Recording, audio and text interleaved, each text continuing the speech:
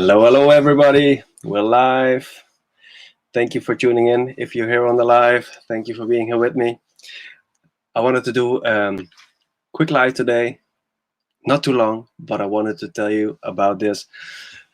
I was driving in the car this morning and I was listening to a podcast. I do that quite frequently, listening to a podcast because I like that.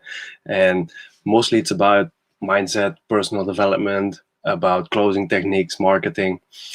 And I was listening to a podcast of Dan Locke.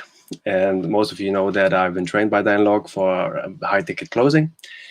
And he talked about something which resonated with me too, because I have also a background in martial arts. I used to practice martial arts. That's how I found Dan Locke, actually. It was pretty funny, not through his closing skills, but actually through Jeet Kune Do, because I was practicing Jeet Kune Do and I was looking for new techniques and for new mentors online to see, people who you can learn from. And today he had a podcast about the 5 lessons about Wing Chun, and which you can apply into your life and into your business, mainly into your business. And I want to share with you two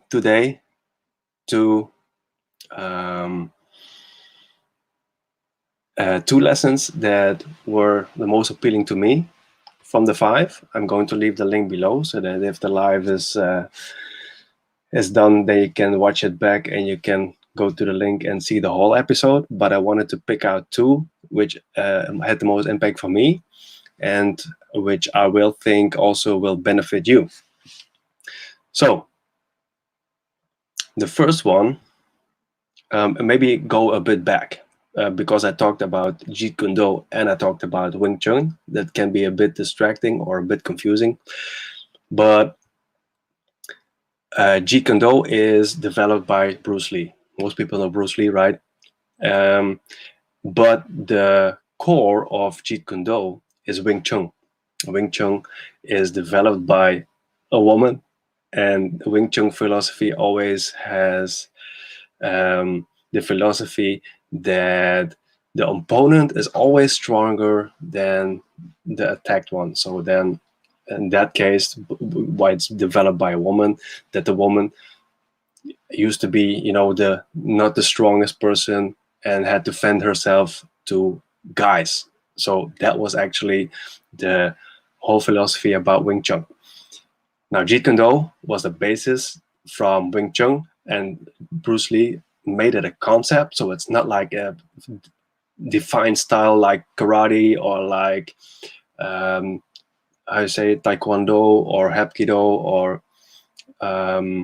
any other martial arts. It's actually a concept. So he took principles and he took the most effective ones and put it into a concept for Jeet Kune Do. So with that in mind, I was listening very carefully to what Dan said, because like I said, I like martial arts. I especially like Jeet Kune Do because I practice it, and I like Dan Locke because he was a mentor of me during my high ticket closing certification, right? So the first lesson I wanted to share with you today is this one: fundamentals over fancy techniques. If I look at Wing Chun, so the basics of Jeet Kune Do too, there are only a few kind of basic punches and a few basic kicks. They don't even kick that much within Wing Chun. It's more like a blocking. I cannot show it because I'm sitting here. But they have the chain punch like this, and it's very direct. And Wing Chun always works in a triangle, always towards the opponent. So always on this area to the chest. So I always also used to practice Thai boxing, kickboxing, and in my younger years, I used to practice Taekwondo, and that's a Korean style. It's very into like on the ground, and it's more like judo, and it's more defense. So not like offensive, but more defensive. many trapping techniques, but it was very complex, very difficult to learn, very wide area, and very many kicks, many grabbing techniques, and very hard to learn. When I discovered Jeet Kune Do, it was like, chain punch straight to the middle line. They usually don't do like this with the kickboxing. You have to like the hooks. You don't do that. You don't do the uppercuts, because that only takes time. Wing Chun is very to the point, very straight to the point, very effective, very direct, and they don't have that many techniques. So with Wing Chun, fundamentals over fancy techniques, it's very effective, it's very speedy, so it's very like momentum, building up, and you're doing this straight punch and strike, and essentially to put somebody out of air, because it's here on the plexus area, and if you hit it very quickly and very fast, then you don't have any chance, because you're so fast and it's only one punch repeatedly, very frequently. So you go. And I was like, wow, sometimes we're making it so complex. We're making chatbots, we're making funnels with 5 pages, opt-in forms, and all these crazy techniques and all these videos, animations. And when I saw this, I was like, fundamentals over techniques. And I thought, yeah, fundamentals over techniques. So what are the fundamentals? You can build the best funnel, you can build the best chatbot, but essentially you have to establish your brand, right? If nobody knows you, if you have a lousy brand, if you're not branded, if you don't have a good profile picture, if you don't have a good cover image, if you don't speak to your audience with your description and with your profile, that's one of the fundamentals. Then you can have the best webinars and the best funnels and the best videos, eye-catching stuff like this and high-tech stuff. But if the fundamentals aren't right, you don't have those simple techniques. You don't have those proven effective methods and systems.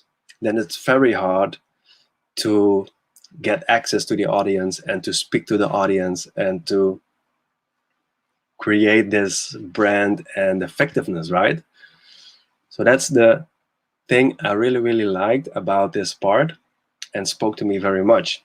Fundamentals over fancy techniques. So try to learn the fundamentals about network marketing, about affiliate marketing, coaching, wherever you're in. You have to build relationships, you have to brand yourself, put yourself out there, be professional, and that's what's meant with the Wing Chun and the fundamentals of fancy techniques, which you can apply into your business. That's number one. Lesson number 2 I wanted to share with you: who you learn from is actually much more important than what you learn.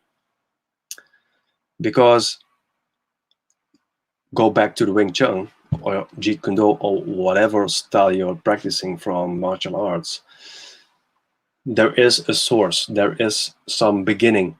Somebody invented some system or a martial art or a business or a formula, and everybody interprets it in our own way.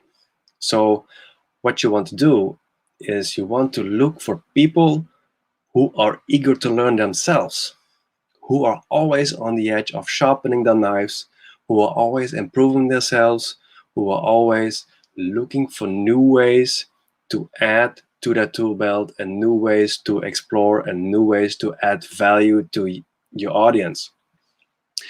So that's what I like very much. This is what martial arts is the same. You can learn karate, or you can learn judo, or you can learn Thai boxing or Wing Chun, in areas around your neighborhood.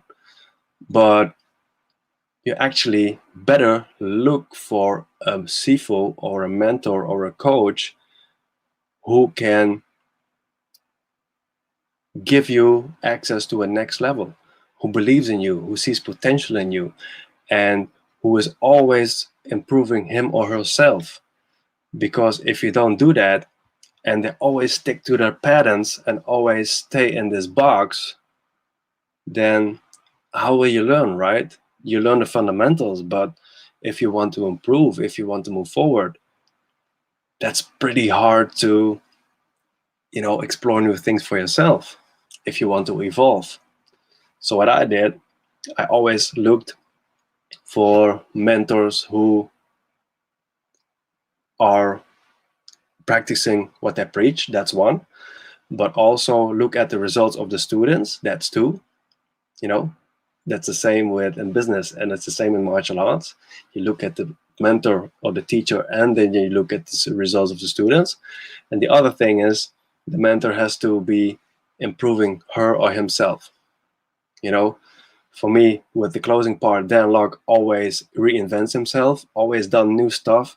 Recently, I saw a great video of him. It was an interactive thing on YouTube.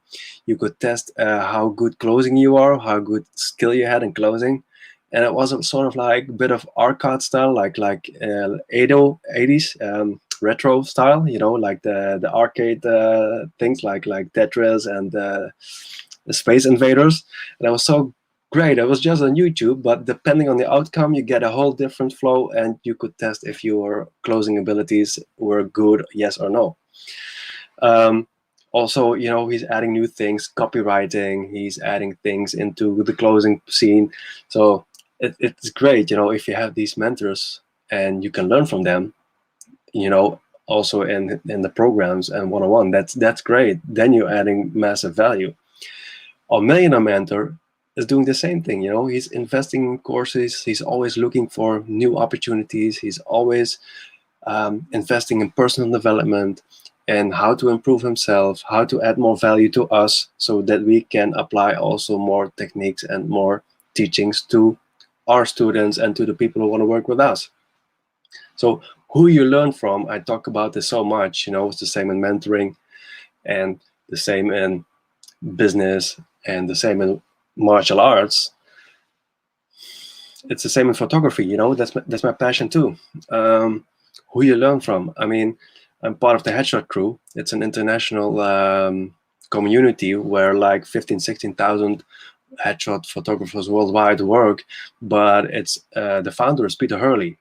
Most people from America know Peter Hurley, right?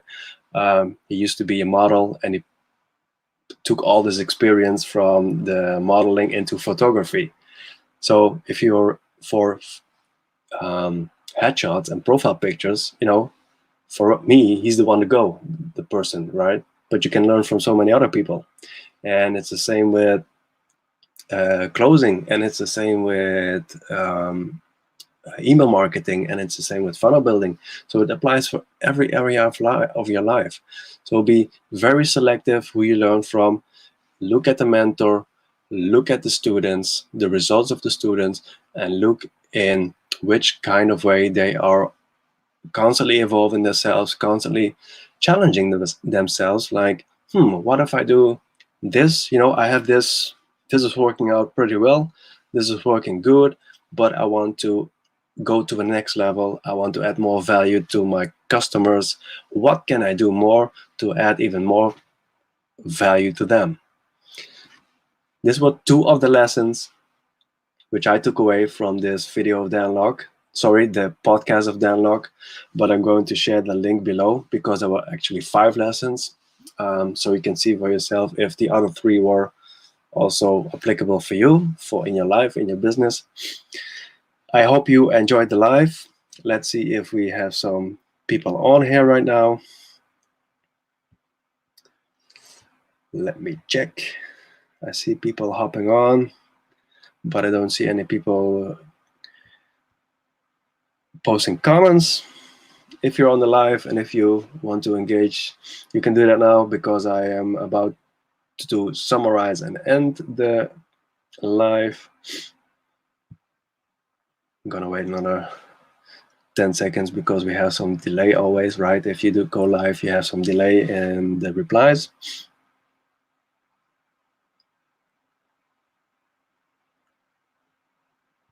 No, I see some people watching, but they're not typing. Maybe they're driving. Okay, wrap it up. 2 lessons I gained today from the podcast I heard from Dan Locke. Actually, 5 lessons, but I took 2 away for myself to share with you today. One, fundamentals over fancy techniques.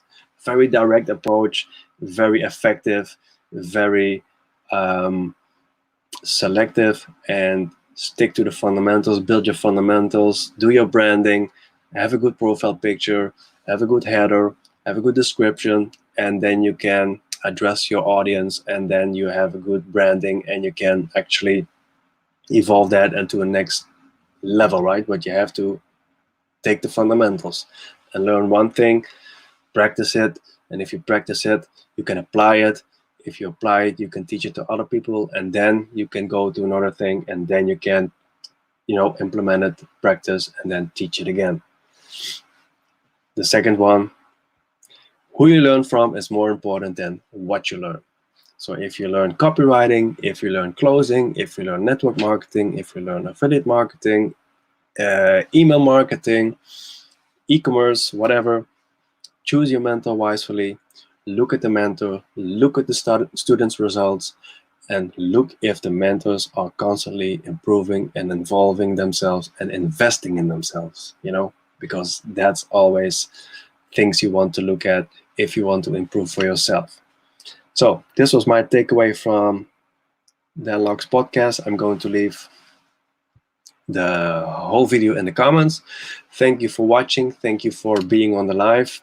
Hope to see you in the next one. If you're looking on the replay, also leave a comment, please, so I can see if you liked it, yes or no. If you like it, always free to share. If you don't like it, also leave a comment, because I want to know. I want to know which content you like, which I can create for you. And I'm always ready to improve, and I'm also investing into myself. So let me know. For now, I want to say good night, good day, good morning, which time zone you're in. And hope to see you on the next one. Have a great one. Bye-bye.